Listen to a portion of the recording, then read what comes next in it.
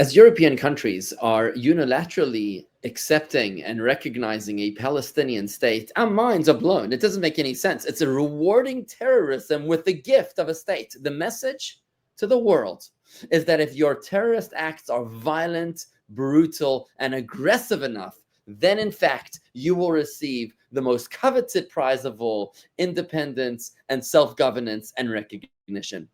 It's very interesting to hear how Prime Minister Bibi Netanyahu explained what's going on today, 35 years ago, in this stunning and shocking words that he had to share with us. Listen to what he had to say. There's a story about two people who walk in the forest and are suddenly confronted by a grizzly bear charging at them. One of them begins to run away.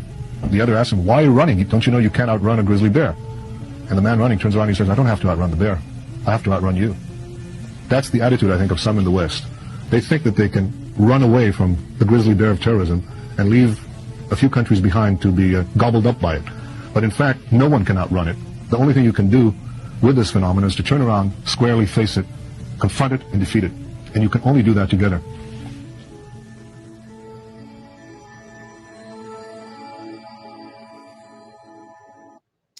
It's interesting that the countries in Europe are recognizing the state of Palestine. Now, the state of Palestine, the name Palestine, first originated in secular writings, in any writings, in the 5th century CE, in the works of a man who was known as the father of history in Greek and Roman circles.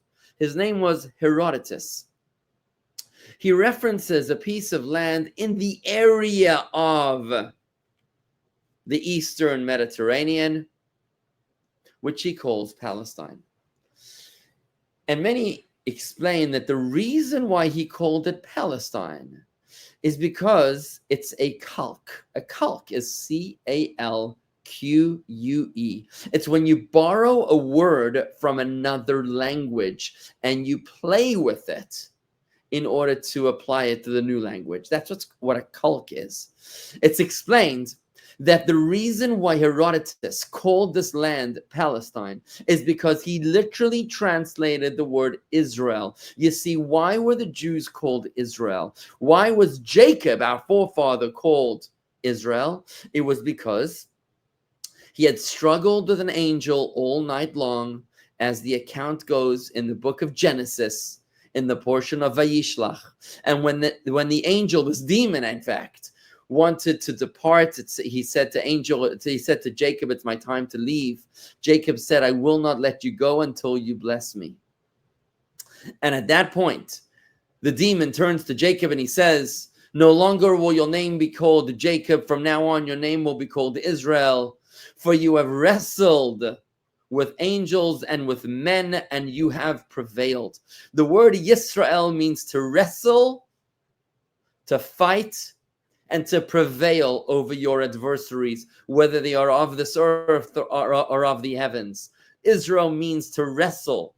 And that is the reason why Herodotus called the land east of the Mediterranean Palestine, because he was using a calque, translating the word from the original Hebrew into Greek, into palestra.